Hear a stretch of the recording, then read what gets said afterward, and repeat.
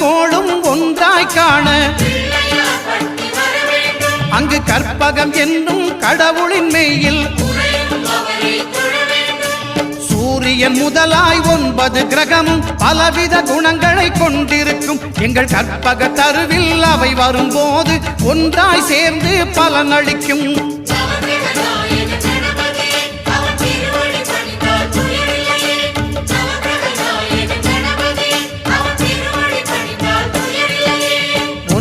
கோளும் ஒன்றாய் காண அங்கு கற்பகம் என்னும் கடவுளின் மெய்யில்